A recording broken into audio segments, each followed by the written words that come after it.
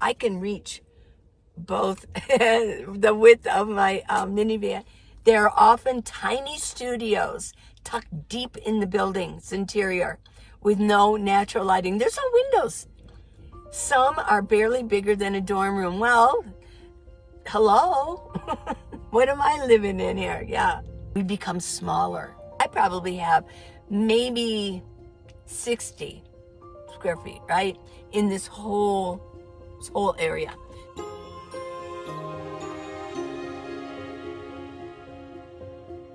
Hey everyone, I got a fun video for you. So I want you to watch it all the way through and leave me a comment. Just do it right now. Leave me a heart or a say hi Lee. And then as the video goes, if you have a question or a comment, just leave me another one. It all helps me. It's all good. Give me a thumbs up and subscribe. Subscribe button's right down there. It's easy. Just go ahead. I dare you. I dare you to hit subscribe if you haven't already. Okay? Now, I have a letter here, and it's really a fun one. It's from Queen Argyle. And what she mentions, I talked about apartment living previously, and I have off and on, but she mentions, yeah, all of the things that I talk about, the irritations of apartment living, she's been through them. Yes, even in the past 4 days. And those stacked 15-minute cities, she says, will be pure hell on earth. You are handling your situation well. Do you use public libraries at all to write and stretch out at times? You know, it's funny. I really don't. I really don't use the libraries much. I mean, I did in the past, but I've got things figured out. Every once in a while I would go to a library to upload, you know, because they had the Wi-Fi there. But I just find that I can do better in my van. I've got lighting issues going on, so I'm kind of testing this out a little bit. But I write right here, my table's here. And as far as stretching out, a lot of times I might sit like this and scroll. Or with my table, I can sit upright and my legs are stretched out. I'm only 5'3", about 120 pounds, so I'm small enough for my van, okay? And as far as stretching out, I mean, yeah, I do get out of my van. I mean, I don't just sit here all the time, but I can do exercises here. I can do crunches, yeah. And I can even move further and lay back all the way. Yeah, I mean, so I can stretch out here, but I do get out of my van, so I promise. I just don't do it as much in Flagstaff because, I don't know, kind of bored with Flagstaff. It's not that big, and I get a lot done. Okay, so my small space, there are no distractions here. I like my small space, and because I don't have to run around and water plants. I don't have to get out my mop. I don't have to scrub my kitchen down. I don't have to vacuum. I can just take out my those big towels that I have. I have this huge beach towel down here. I mean, it's huge. And it's perfect because it's all tucked. It's tucked under here, under here, under here. It doesn't shift or move. Putting it back can be kind of a hassle, but it takes like 3 minutes. But I don't have to get out with my vacuum, things like that. So I'm pretty happy with it. I'm going to move this side just a little bit. I know. I've had lighting issues recently. I don't know. Maybe a new update on my phone. Something like that. I know, it's irritating, okay? Okay, so I can be more creative in here because I don't have the distractions. I can film in the morning. I can edit, and then I get my folding table out, and I start writing for the rest of the day. Yeah, that's my life now. Now, I mentioned that what is it about a small space? Because a lot of you are telling me that you've lost weight when you become a nomad. One of you, hey, you lost 85 pounds in a very short period of time. So I thought, well, yeah, it's the eating. Okay, you don't have the refrigerator right there, running to get ice cream all the time. But I did mention that could it be because I can reach both the width of my minivan.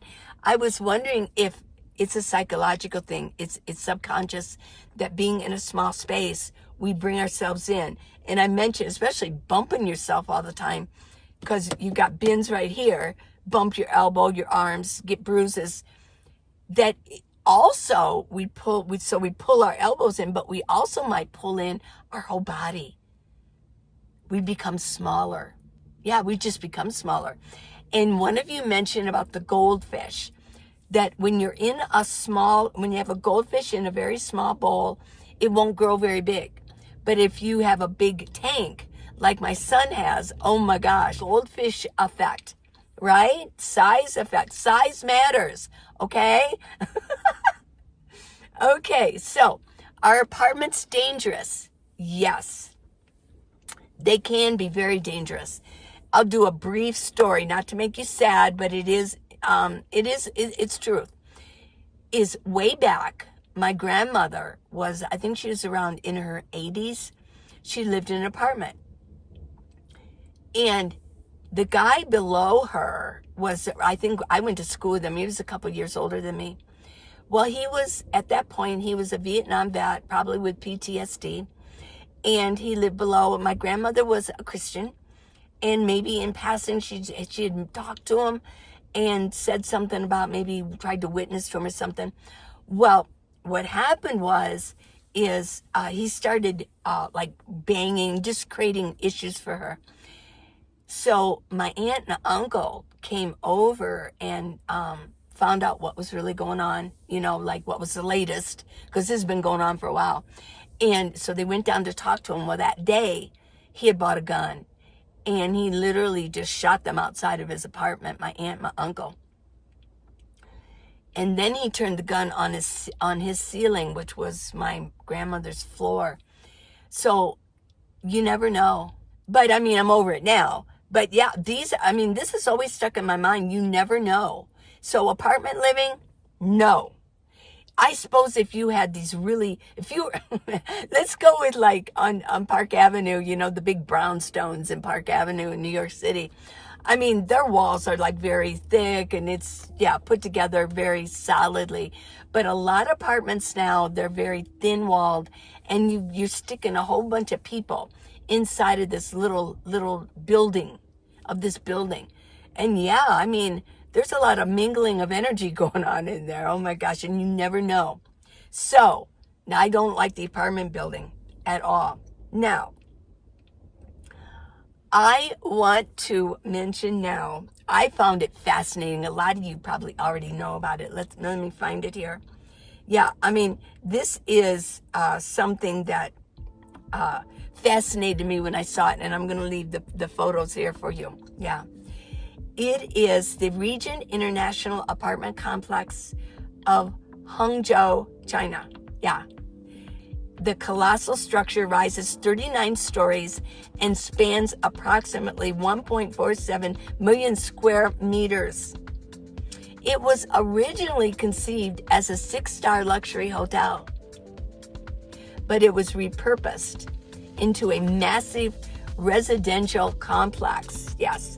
Okay, the population is 20,000 people.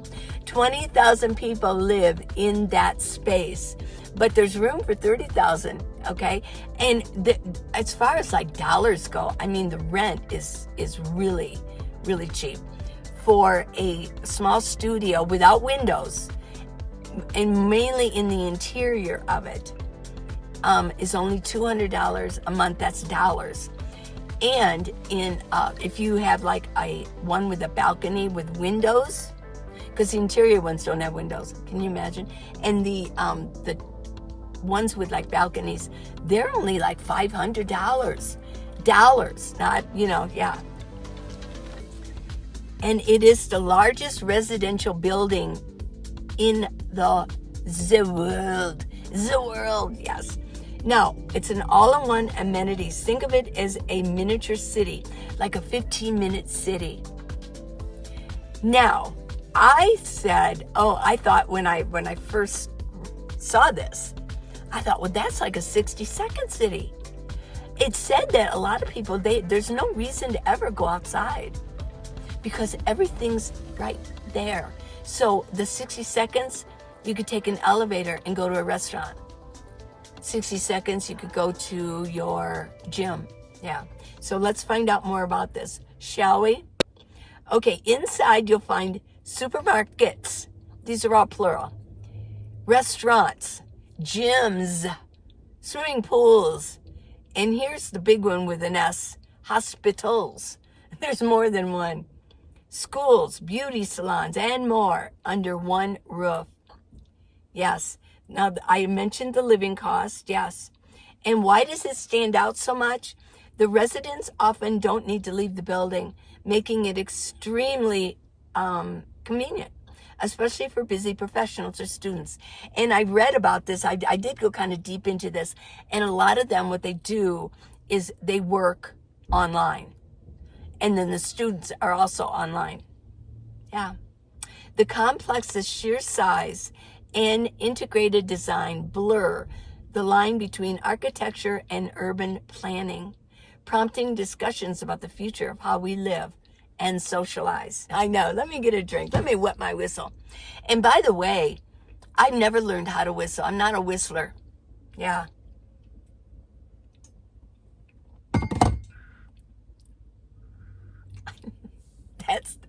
I know, every once in a while.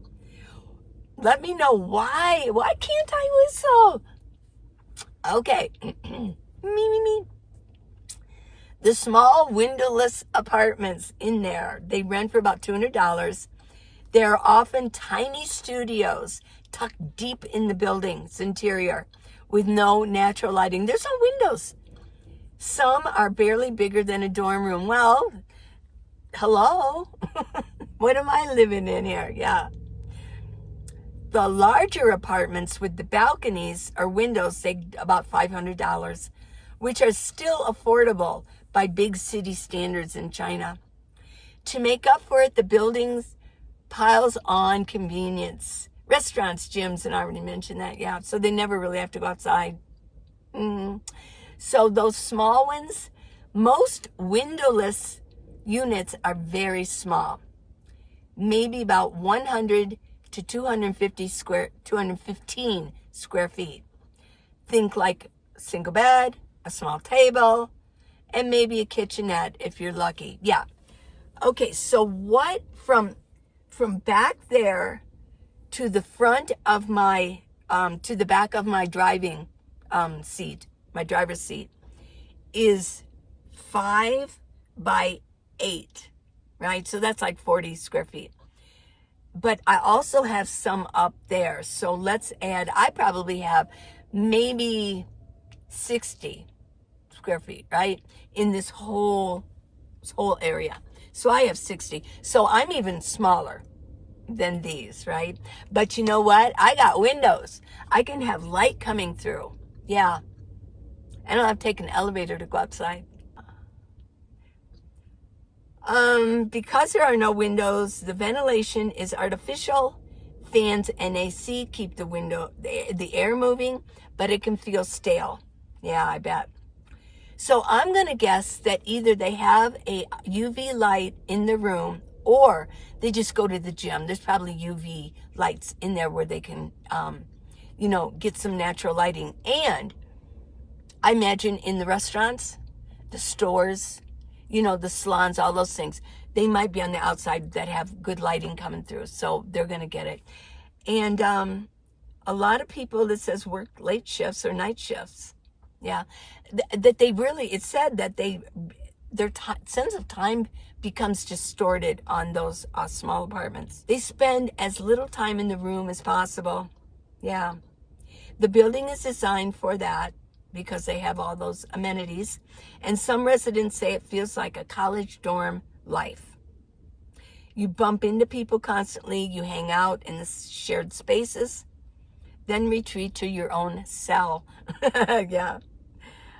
Some residents find it depressing and claustrophobic. Others just shrug it off. They're there for the convenience and the low rent. The common phrase there is, you don't live in your room, you live in the building. Wow. Okay. So let's see, what else about this thing? Yeah. What about the danger? I looked that up too. The risk. Now, I asked, well, does it sway because it's so tall? Does it sway? And the answer I got was, of course it's going to sway. All tall buildings are built to sway a little bit so that they don't just crack and snap off, you know. But yeah, so there's a little bit of sway. Now, as far as where this is, Hangzhou, it's not really earthquake territory, but they do have in surrounding areas there can be, and they may feel a little bit of a aftershock. Yeah, a little bit of tremor. But the thing that they have to deal with, and I did recently read that China was plagued in certain areas. I mean, it's so big, but in certain areas, a lot of flooding. They have typhoons there. And so they do have to deal with stuff like that.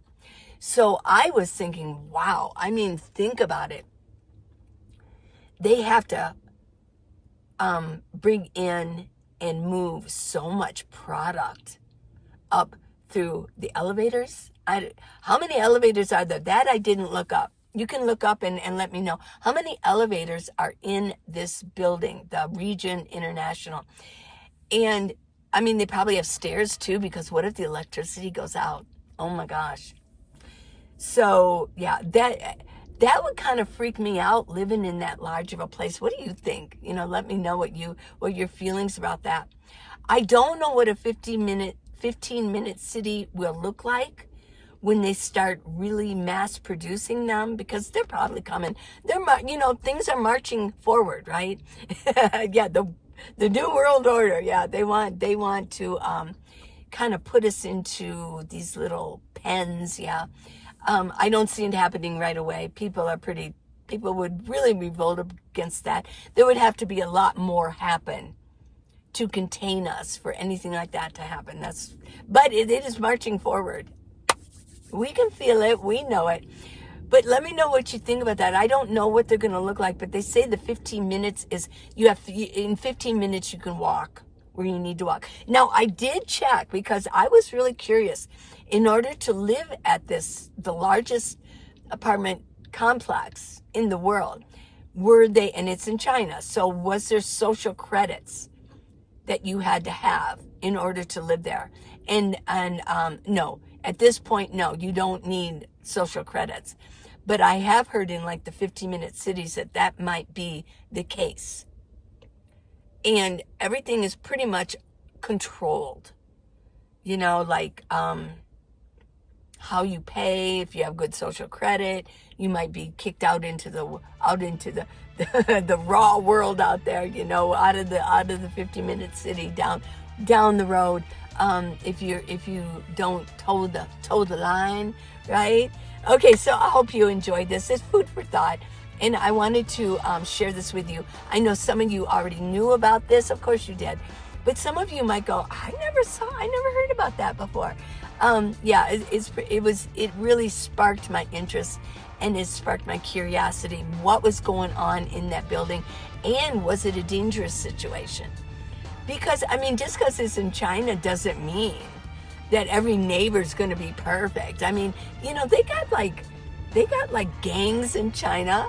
They got like the mob, their version of the mob there. And, you know, not everybody is like, you know, just, everything is just hunky-dory all the time.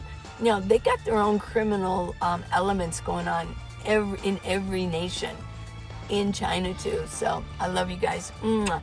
Hey, if you haven't yet, leave a comment. Please subscribe and give me a thumbs up, okay? And also, I've got the book, How to Live in a Minivan, the Minivan Lee Way. It's on Amazon. I'm going to leave the links everywhere. And it gets you from A to Z into van life, even from the start of thinking about it. I'm going to organize you all the way to beyond living the life, okay? So I love you guys. Bye.